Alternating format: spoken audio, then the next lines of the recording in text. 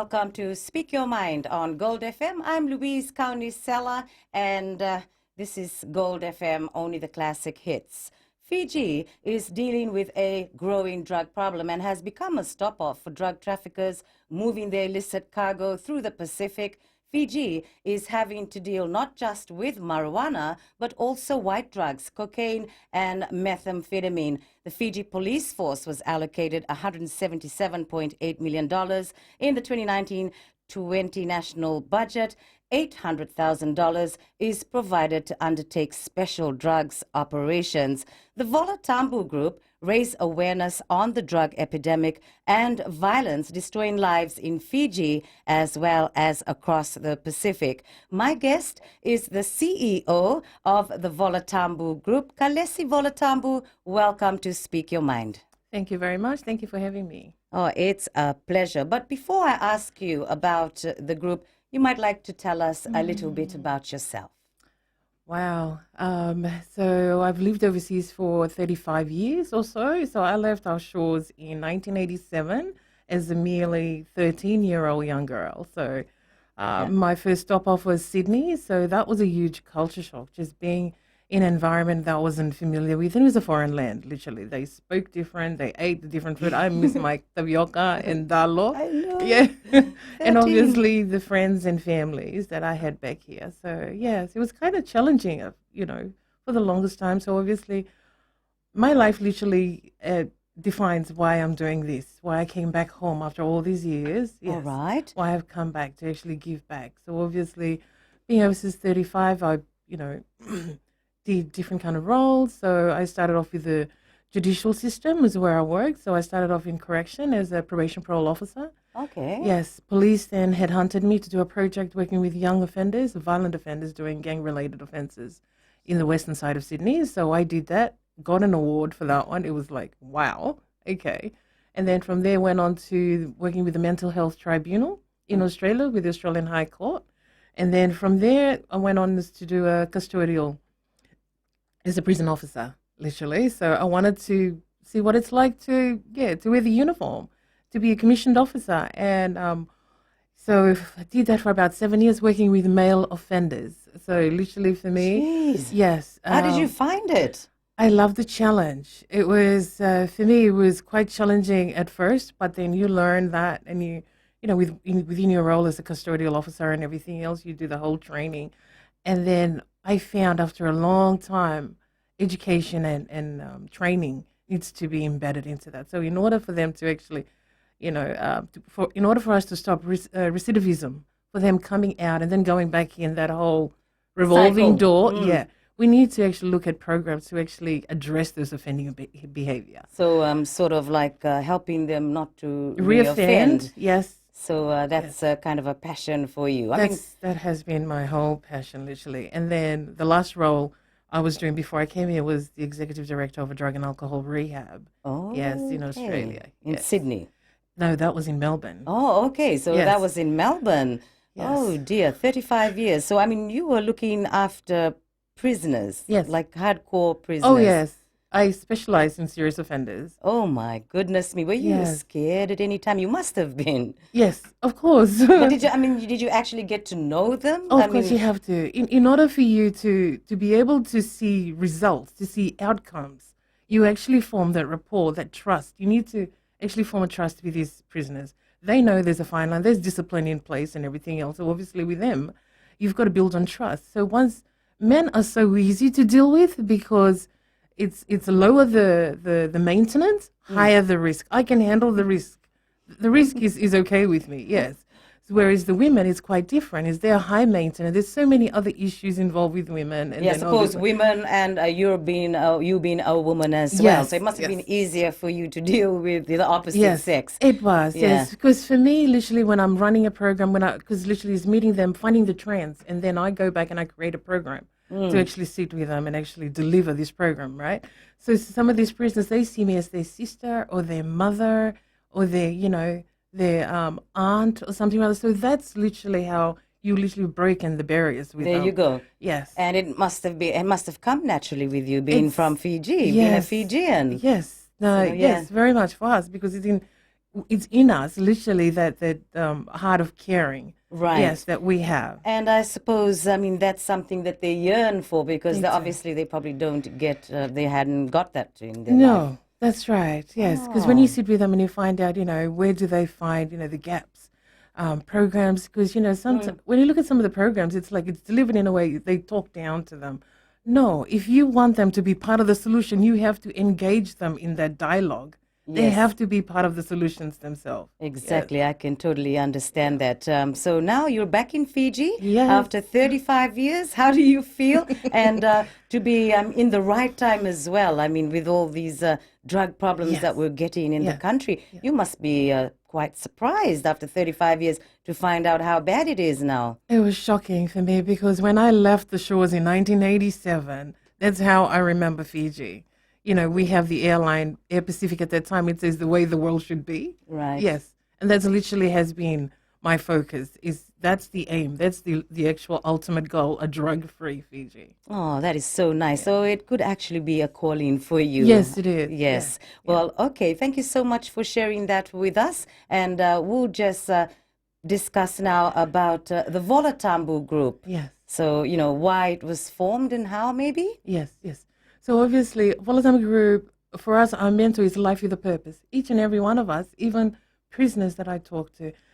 So I've been here for 4 weeks and I've been talking to grassroots and just, talking to them, just open dialogue, talanoa, what are they using? How are they using it? How long they've been using? What is the reason why they're using? Yes. So you've actually met I drug have. users. Yes, That was I fast. have. You've only been 4 weeks in the country and you're already starting your job. God had a purpose for my life and he brought me back here to I actually reckon. deliver. Oh, That's okay. what it So was. you Yeah. actually spoke to them. Yes, I So was this in the West or in Suva? In Suva. Oh, in Suva. Yes, in See, look, I'm Suva. so blind. I don't even notice them because I'm busy, coming Yes. to work and going Yeah. home. But I've heard from some people that, it's really bad. It Like is. even my coworker said he saw someone in the bus stand and he could tell straight Yeah, away I that saw that. he was just, Yes. that person or the couple were just totally, Yes. I I need gone. to actually clarify in the sense that when we talk about addiction, the addiction that we have right here in Fiji, it's not just those who are on either on the streets, right? Mm-hmm. We fail to forget, even those who are in high-paid jobs and everything else, they're actually taking drugs. Yes. Yes. Yes. The symptoms and everything else, so you don't get, but from a few of the people that I've spoken to, yes, they've seen the effect, not just on them, on their family, family breakup. Obviously, they lost their job. They've lost their homes and everything else. So, yes. Okay, so the Volatambu group, you must have quite big plans. But hang on, just I'm still quite amazed. Well, we'll have to come back, sorry, on Speak Your Mind, Gold FM, only the classic hits. We'll be back in a moment.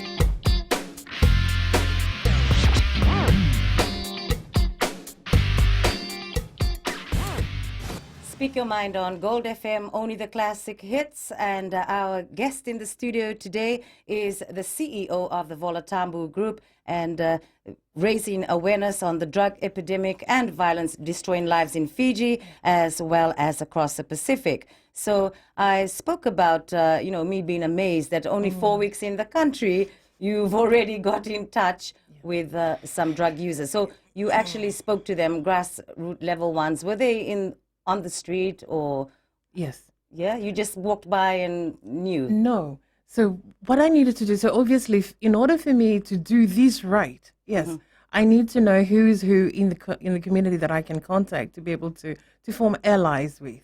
Okay. Yes, and at the same time, I can't just come in and actually telling people lecture style. I can't, because in order for you to be effective, you have to build that relationship. It's a relationship first. Yes. Yes. I understand. And then with us, obviously, it's like, okay, can I trust you? So it's literally how you dialogue with these young people, whether it's on the street. So on the Facebook page that I have, so I've had Messenger, FaceTime with a few individuals, literally reaching out, what do I do? This is what's happening with me. I have stopped, I'm going through withdrawal right now. What do I expect? What can I do? So all those things are already happening. Yes. I can't believe it, man. And This is the reality we're talking this about. is the reality. Yes, we can't afford to live in a bubble anymore. This is affecting us. Yes. I mean, you look at the news, the media, you've got, from the border security, how much, they've actually confiscated and everything else. And then you look at Ministry of Health, St. Giles, they don't have the facility nor the staff to actually deal with that. True. And then obviously you look at education, the media tells you, the news tells you already what the statistics is out there. But it's like, okay, let's go to the grassroots now. Let's talk to the people, those who are actually on the street and everything else. I've actually gone through and see where the hotspots are and everything as well. Wow. Yes. Hotspots. Even I don't know the hotspots. Okay. Well, I mean, obviously, it's part of the passion and you reaching out to our people to help them. Yes. And the thing is, at the end of the day, in order for us to actually make some shift with government, we need this collective statistic collated of data from all these different institutions, whether it be from police, whether it be from, Ministry of Health, from prison, education. You need the community as well, because a lot is suffering in silence. They don't report half of the things that they're going through, especially with families as well. Exactly. So you seem to feel that they're trapped. They want help, but it's hard. So put yourself in some other position, in the sense with us as Fijians, right? And we've got a problem happening at home. You have, sometimes it's out of fear, it's out of shame, or, the stigma that's attached to it as well, because obviously when we have the family just say, you know what, we'll just try and solve it at home. No, my plea is to the community, whoever's listening out there, if you know of somebody that's struggling, whether it be one of your loved one or a friend, pick up the phone, just call, whether it just ask for advice. I don't need to know the full detail of your, who you are or what age group you are. I need you just to reach out. That's how you start the help. So if they have to call, you have a number. You also have the Facebook page, which is Drug Free World Fiji. So it's Drug Free World Fiji. Yes. Yep. So if anyone wants help, they can always go on your page. Yes. And you've already had people getting in touch with you. Yes. That's amazing. Yes, very much. And it's amazing. Even that in itself, it took courage for these people just to come out and sit down with a total stranger. Yes. And like I said, if you're here to actually help this cohort of people, your heart has to be in the right place more than anything. Because when you walk in a room and you don't trust someone, your instinct tells you straight away, okay, I'm just walking away. Because people will judge you by the way you talk, the way you hold yourself, the way you present yourself. Yeah, like I'm not looking down on them. No. Yeah. Not judging them. Because at the end of the right. please, you know what? They don't need you to judge them because they're judging themselves every day. Oh. Yeah. And you don't really know what caused them to, That's right. begin to take drugs. So That's it. why, any reasons, the reasons why they started on drugs? Maybe you might like to share a bit on that. Yes. So it's different factors, literally, with the family. A lot of these young people were sexually abused that's happened within the home, violence that's happened in the home, sort of thing. So they actually, when those traumatic things happen in their life, they look at something to actually numb themselves, whether it be the drug, whether it be alcohol, whatever it is, just to numb themselves. So that's how the ripple effect actually started. Yeah. Some of the other ones, literally, it's just with the friends, that we tend to do with the young people. Yes. Yeah, so to be part of the group, it said, just try this, you'll be cool and everything. Yeah, be cool like me. Yes. And then, but that's a problem. Once you start, you can't stop. You can't stop. Well, I mean, Yes. you can make them stop because of the Volatambu group. Yes, obviously. and for us, it's literally just giving them the full fact, the factual information about drugs, what's in them. So you've got all those books there, I right? have, yes. I have booklets literally that it breaks down all the different drugs from cocaine, methamphetamines, ice, alcohol. Yes, cocaine, ecstasy, LSD. The list is down, even painkillers. Yes, and prescription medication, because you can abuse that. Yeah, like, I mean, the musicians, Prince, Yes. but we play on Gold FM. That's it. He had the, what is it, opio, that's Yes, a painkiller. opium. Yep. Yeah. Yes, they literally whether it be methadone, methadone. It's not here right now in Fiji, I don't think. Yes. So Yes. what's mostly here now? I think it's the meth. The And meth. So- they have different names for that as well, White. don't they? White. Yes. And ice. Ice. Yes. Ecstasy, is that ecstasy? too? Cocaine. Oh. Yes. Is it really? Yes. Okay, I need to tell you, people out there, These young people are not just using ice, because when you take ice and meth, the rush is not as high as they want it. So they start mixing it as a cocktail. So they will do both. They'll mix those two and actually inject it, snort it, smoke it. Yes. My goodness me, I never believed that Fiji would come this far. I mean, with Yeah. the hard drugs. Oh, yes. It is already here. Just imagine, because all I knew was cannabis. Marijuana was on the grounds already. Yeah. Yes. From a long time ago. Long time we've ago. always known about marijuana, but Yeah. for the hard drugs. Yes.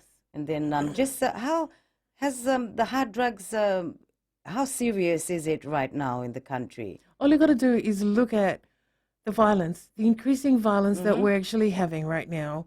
You know, violence against women. We've even have 2 deaths 2 weeks ago, 2 girls and everything else of that. So we forget that alcohol is a drug itself. Now imagine mixing alcohol with ice or meth. Yes. Now when you're under the psychosis of ice or meth, your emotion is multiplied 20 times. Yes. So you're not just, you're angry. No, you're actually ballistic.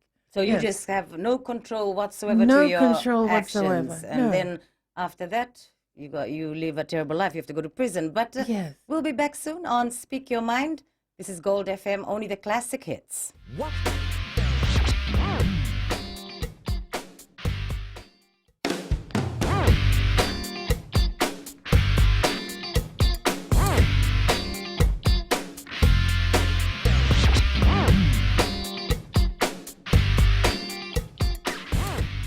Speak Your Mind on Gold FM, only the classic hits. Welcome back. And our guest in the studio is the CEO of the Volatambu Group, and Kalesi is talking to us. Now, if you might have something that you'd like to share or a question, you can call 77320906 or you can call 3220906.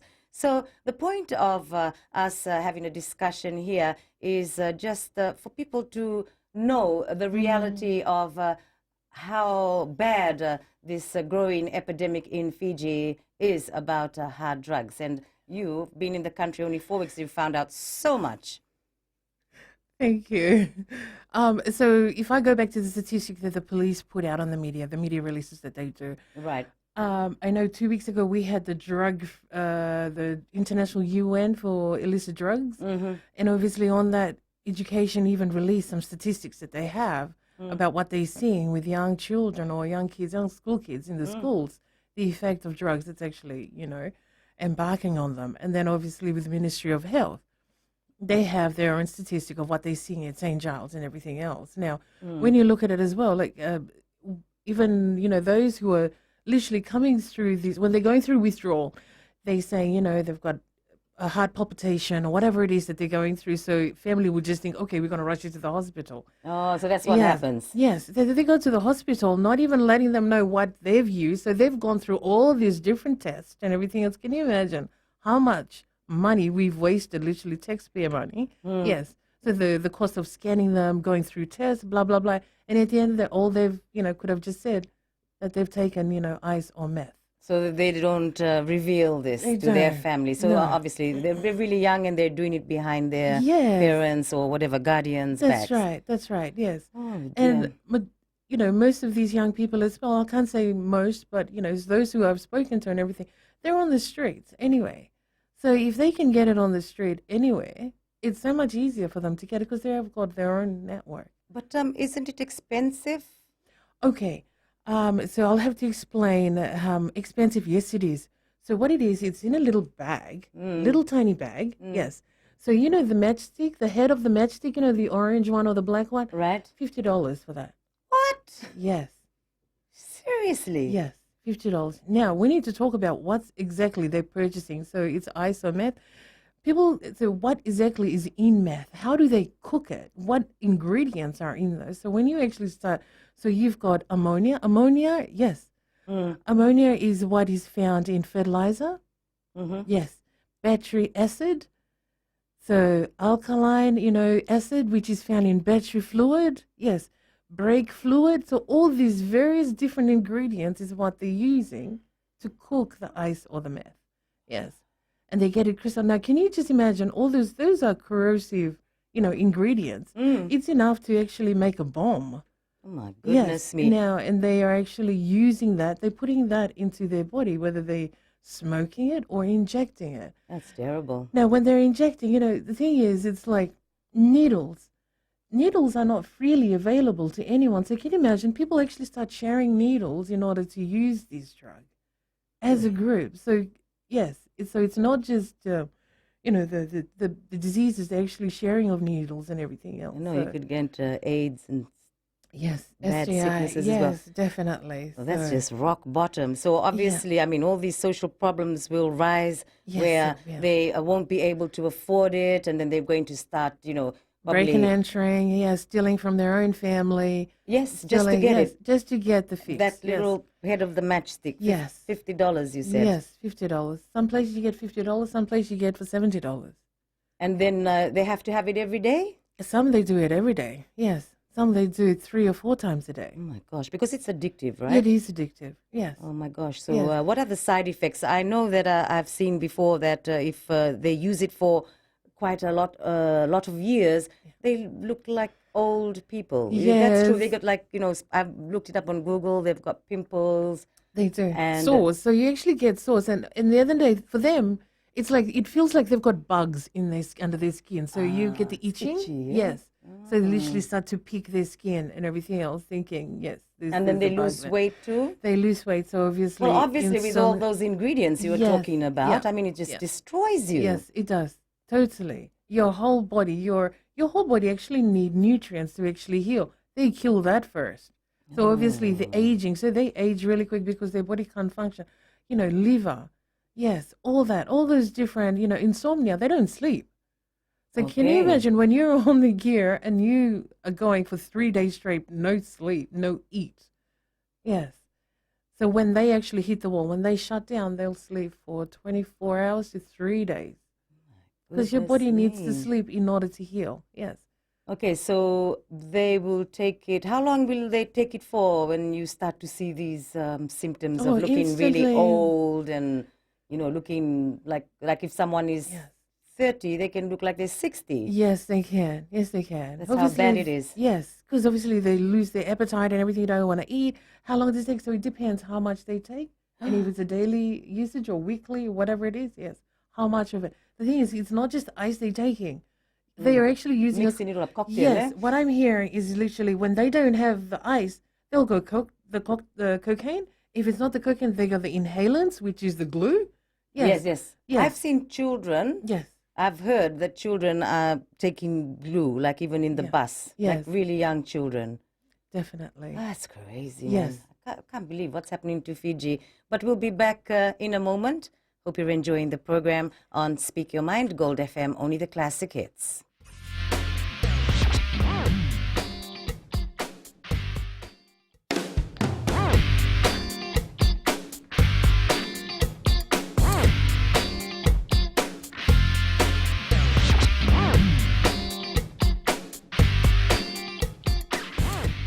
This is Speak Your Mind on Gold FM, only the classic hits, Stress-free, and it hassle-free. is so great to have your company. Very interesting talk back that we're having now. Hey, if you want to call 3220-906, you might like to share something with us, or call 7732-906.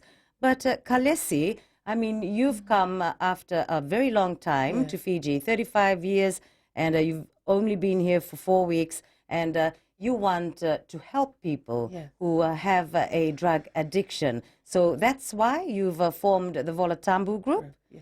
Okay, so how does a person know the right time to, get treatment and, just get off the drug or alcohol Yeah. addiction? Yeah, there's never a right time. Literally, it's right. When I was in Australia and everything, working in the rehab and whatnot. So it's literally with them. It's never the right time. It's like if family members, if you see symptoms, if you see signs that actually something is going on, pick up the phone, just call. I'm more than happy just to sit there or go to people's home and just sit down and talanoa and just say, this is happening. Because at the end of the day, what we see is it's not just the addiction, not just the substance abuse that we're dealing with. It's the people around them as well. And they're Okay. the one that suffer in silence. and everything True. else because they don't know who to ask. And the thing is, for us, it's There's like, not much place to go, in no, Fiji, like no, in where you lived yes, in Sydney. There's a yes, lot of rehab and support. There's, support. Yeah. yes, there is, So, there I is. mean, if there's none here, I mean, geez, what's going to happen to Yes, all these, yes. poor And for people? me, what as part of the solution is literally we need to start telling all this. We need to dialogue this openly with everyone Okay. because this drug, it does not discriminate. It doesn't care if you're a male or a female, what religion you're from, if you're rich or you're poor, what ethnic race you are. Mm. Yes. So it just touches everyone. So obviously the addiction is because well, the ones that I've seen with those with full blown addiction, it's not the person anymore that you're dealing with. It's actually the drug that you start dealing with then because the drug actually drives them then. Yes. So So everything else takes the back seat. it does. Your Yes. family, even your children, Yes, your work, you lose your that. job, Yes. your possessions, if you had any. Yes. And the thing is, my plea is don't wait till it's too late. Please, you need to reach out now. However small, however tiny, you know what? The churches and everything else, we need to actually start talking about this openly and just sharing because they might know someone at school and they don't know, who needs the help. Maybe they know at home, their neighbors even, they might need the help, but they don't know where to go for that. Yes. So you just need to reach out. Okay, so if someone is addicted, how long does it take for them to be really addicted? To be free mind and obviously clear mind and clear body. Literally clear your mind of everything. Now, when we pick a rehab, you need to be sure what's their aim. What's their aim at the end of the day, obviously, for the person that's coming in. Yeah? For Okay. me, ideally, it's a drug-free person, literally. 28-day, program does not work. I have seen it so many times after working in the judicial system overseas. Those rehab does not Too work. short. Too short. The thing is, you need a long-term rehab. So we're talking about minimum of 3 months to actually be able to help someone. Because the first stage is literally they've got to go through that withdrawal stage. It depends what they're coming off. Now, So when these they are- go through the withdrawal stage, is it like what we see in the movies where they start shaking? Yes, and those everything? different symptoms, literally. They manifestation of the drugs that they've taken, right? So Okay. obviously, different drugs, yes, your withdrawal symptoms will be quite different to the Oh, next, okay, right? yes, right. Like cocaine is different, Yes. marijuana is different. Alcohol, when you withdraw Alcohol. from alcohol, you get the shakes. True. Oh, you get the shakes. Yes, you do. Yes, Wow. which people don't quite understand and everything else. Yeah. Now, when you talk about the drugs, obviously smoking is quite different to injecting. When you're injecting, it takes them a lot longer to heal. For them, it'll take 14 days or even longer because the body aches, joints aches. Even just to touch their skin, it aches. Man, and imagine getting to that stage. Yeah, because what they're doing, they're finding the vein on their body to shoot it straight through their bloodline. Yeah. Yes. For them, obviously, to heal the body, you're actually trying to heal their blood all over again. Their whole body needs to heal. Yes. So you go through withdrawal. So they can take up to 2 weeks, even 3. Then after that, obviously, detox. You need to detox literally where you go in the sauna because drugs are stored in your fatty tissue and it stays dormant for a very long time. Okay. Yes. So if you think, you've stopped using, there's no drug in the system, no. Marijuana can stay in your system up to bloody a month or even longer. Yes. And the same with ice or meth. It Right. stays in your system for such a long time. I You see. need to do the detox. You need to do the sauna. So you need to sweat it out. Okay, so maybe you can explain. This is what you plan to do for drug addicts? The rehab, yes. The So rehab, literally yes. to look at like a rehab, a healing, it has to be a healing space. Now, the third stage of that is literally your course room. You need to do that bit because obviously they need to confront the reasons why they took drugs in the first place. Okay. Yes. Half of the time it's too hard for us to confront because of the pain. Maybe because, the abuse that we suffered as a child, obviously we hide that because of the shame. And at the same time, you don't want to tell anybody. You don't want to share your garbage with everyone else. But I'm sorry, you need to actually recognize that you need to own it because it does not define you as a person. Yes. Because that's a lot of people, they walk around and they literally are shackled to things that happened to them in the past. Right. You need to confront that. So when it gets too hard, the last thing you want to reach for is the drugs. No. Find someone, talk about it. Talk openly about it. Yes. Okay, so with the Volatambu group, maybe you'd like to share with us your vision of how, as the CEO, that you are looking to running the Volatambu Group. Yes, it's going to be a healing center. I need to call it a healing center because there is such a stigma attached to rehab. Everybody might, Yeah, because everybody say, oh yeah, goes to St. Giles, that, coconut wireless that happens. yeah, How we literally mock each other here, that shame factor and everything. Yeah. No, it has to be a space where they're actually going, like a retreat. They need to go back and find themselves. Yes. Okay, so you plan to have like a nice little space? Yes. Literally a huge rehab in the sense that it has all these different facilities from rehab to the detox to obviously they're going to be sleeping there, so sleeping quarters for them. So you're going to have fitness and training with them, yes. And at the same time, they have to actually start, what do you call it, enjoying life all over again, finding their purpose during this, through the whole period of the rehab. So that might mean, for them to recognize what their passion is. If it's agriculture, you know what, let's start growing some stuff. So let's, innovative in the sense that introducing them. So when they come out, they've got actually a job to do, a purpose in life, a new purpose in life, whether it, they want to have a farm, whether they want to do sewing, whatever the case may be. Yes. Oh, it must be very challenging to be in your position, but something that you want to do, that you want to help our people. Yes. And just what can you tell us about the meetings you've had with the Ministry of Health, the Ministry of Corrections, and St. Giles Institution, Fiji School of Medicine? Also you've spoken to the National Security Yes.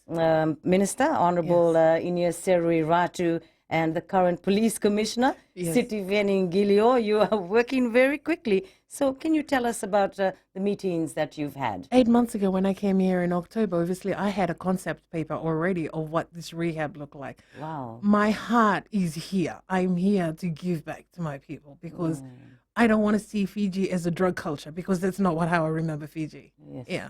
So when I came, I met with all these different people, individual, obviously the Ministry of Health, St. Giles, and obviously all those different people that you were. Now the common theme that I was hearing all the way through, we need a facility here in Fiji, and it has to be independent. Yeah, we really, really need one, Yes, because we yes. don't have any at all. But on Gold FM, we'll be back soon on Speak Your Mind.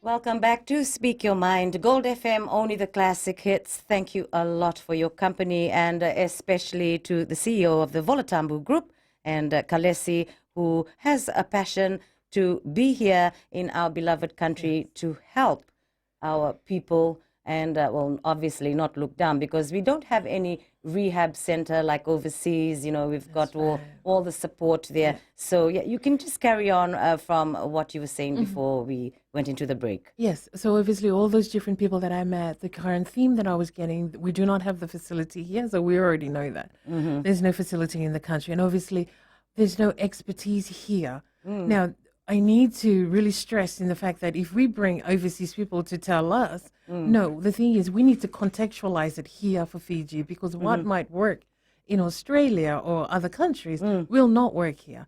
So I'm saying in the sense that we need to change the framework. We need to actually change the language that we use. Yes, each program literally has to be translated to Fiji. Yes.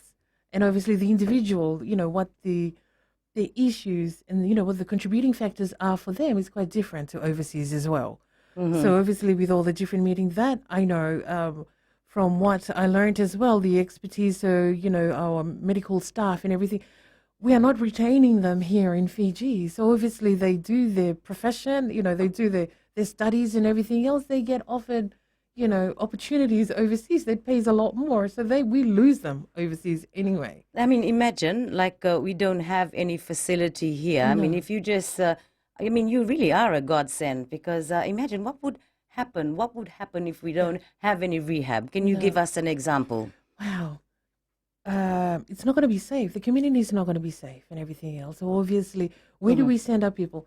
St. Giles right now is the only place that takes them. There's no space for them. prisons, obviously, they break the law, they get picked up. There's no more there's no more space in prison. True. It's overcrowded right now. Yes, so we literally don't have those kind of facilities for them. Yes. Now, the community, we're going to see a lot more violence in the streets. Yes, with family, we're going to see a lot more breaking and entering because obviously they want to fix. They want to buy drugs. The quickest way that they know is go into a break-ins and everything else. Yes. True. A lot of family breakups and everything else. Yes. A lot of homelessness that happens as well. Okay. Yes. Right. So we're going to see a lot more of this. Now, the thing is, this is not just here in the urban areas. No, it's actually out in the outer islands as well, Kandavo. So it's already in kind of in the western side, Sabu, Lambasa. This is just little bit of data that I've been gathering the last 4 weeks while out here in Fiji. That's what I wanted to talk about, the data. Yes, I really would like to know about that. Yes. Yeah, and I mean, I can see that you get emotional when you see the reality of the drug situation in Fiji. So what is the data like? So you're saying, I mean, it's not only the urban, it's on the islands as well. Yes. So if you look at police, the statistics they have is only through the arrests that they make. Okay. So their data, I think it was 100 and something, 135 or something rather. And then you look at Ministry of Health, the data they have would just have St. Giles. Yes.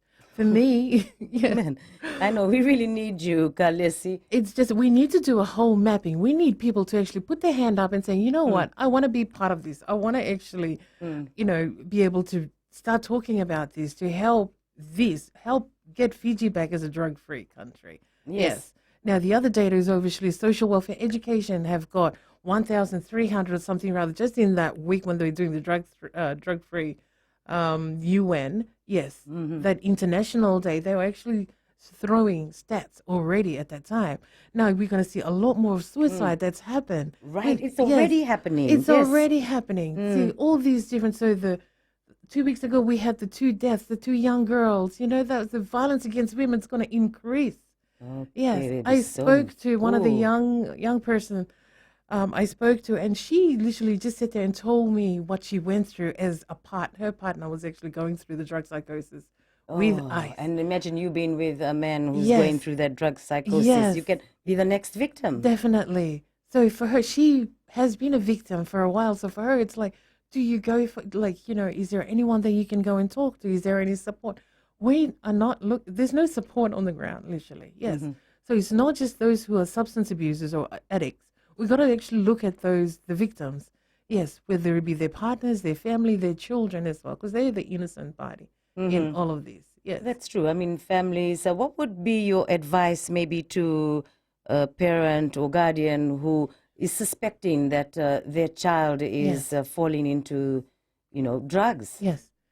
Give me a call. Contact me. Go into Facebook.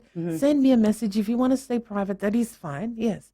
Send me a message and I can send you the resources that you will need. Okay. Yes, the actual true resources about drugs. So they know for them, because the booklet is clearly explained everything, the symptoms, the long-term effect, the short-term effect, why they take drugs in the first place. Yes. Everything is there. Everything is here. You just need to reach out and actually get the resources. Okay. Well, I've got a few questions here from someone who emailed just saying that the growing number of young people involved in the use of meth in the country is alarming, and it's destroying their lives. And what are we doing to stop this? So, well, obviously, I mean, can you answer that? You're doing your part. Yes. Okay. So we need to actually look at this is Fijians are not a communal community, right? It takes a village to raise a child. So we need to look at that framework and use that framework. So when I talk about the village, I'm looking at the government. Government will have to do their part, hands down. NGO, community will have to do their part. Churches will have to do their part. Schools and the little community groups and everything. Family has to do their part, and obviously individual has to do their part. Okay, how do you actually see this and everything else? What I'm finding is different institutions, they're not talking to each other. Or NGO, there's this competitiveness that's actually out there. I'm sorry, you need to service the same people. You need to start talking to the people. Yes, to each other and everything else. You need to Work together. Yes, you have to. A relationship needs to be, because it'll take a whole country, the whole nation, to get rid of this drug. True. Yes, from this country. So an individual, if I you mean, we're think just a small country. tiny, tiny country. I mean, Yes. if we're going to have people on drugs and the social issues that are going to Yeah. rise from it's going to be terrible. Yes, it will. So And we need to nip it please, in the bud. You have to. And please do not be naive and live in a bubble, because this does not discriminate. It doesn't care where you're from. Yes, age group, nothing at all. Yes. Man, okay, thank you for answering that question. And there's another question that a listener had written. A number of people have been arrested and sent to prison for selling and in possession of drugs, from marijuana to meth and so on. Do you have any plans to introduce or to stop these people from being involved in this business? So we need to actually have a look at why are they selling. Obviously, they're saying it's the quickest way to make cash. Those people, literally, you need to tell them in the sense that, they need to look at the effect it's actually doing to the community. And I see it. I hear it all the time. It's a quick cash. People just want to make a quick buck and everything else. Okay. At the end of the day, it's their lives that's going to be suffered. It's like, if you want to sell, okay, there's only two options for you. It's prison. Obviously, yes, Right. and you'll lose everything. Now, with some of the community that I'm hearing, I'm looking at Northern, Lambasa or whatnot. When they actually do, or even Kantabo, when they do a bust, they come in and they'll remove everything. They will take everything because obviously proceeds of crime. Yes. Yes, how It's can not you? worth it. No, it's not even worth your I mean, life. but even then, to affect the lives of people, Yes. that's the really bad Yes, part. To yes. destroy a life. Yes, to destroy a life, because you're actually, you're killing someone. It's like already giving you a loaded gun and you're actually giving to someone, and that's literally what you're doing to the So other person. that person takes the money first Yes, before thinking of, you Yes. know, like what you're saying, literally taking a gun and Yes. shooting that person. Yeah. Okay, so I am so happy to know that you have really great plans for the Volatambu group, even having a rehabilitation center, is that Yes, right? Yes. So it's all coming into place slowly? Yes, it is. It is coming to play slowly, and there is so many updates that I will share. Yes, in the Okay. coming weeks. Yes. Oh, lovely. Now, another question that I had from our listener. The police and authorities are doing their best in patrolling our borders, in stopping drugs from entering the country. Do you think we are doing enough? And what can your organization do to help? For us, the organization is literally just to empower the community, giving you the factual information about drugs and everything else. And the thing is, the choice is yours at the end of the day. Whether you want to be part of this process or you don't, it's totally yours. But at the end of the day, it's like you need to look at yourself saying, is this the future that I want to see my children to have? Is this what I, perceive my country to be or my family to be and everything else? Yes. Because at the end of the day, don't be naive. This does not discriminate and everything else. I totally get it. Police are doing their best. Community need to be part of that process as well. That the dialogue, churches, everyone literally has to be part of that, because it takes a village to raise a child. It'll take the whole nation hands on, yes, Well, to that's- eradicate this. That's lovely. Unfortunately, our speaker mind has come to an end. Thank you so much. The CEO of the Volatambu Group, a godsend, I must say. Thank you. Thank you very much for being part of the show. And we'll be back next week. Ni Samoa Demanda.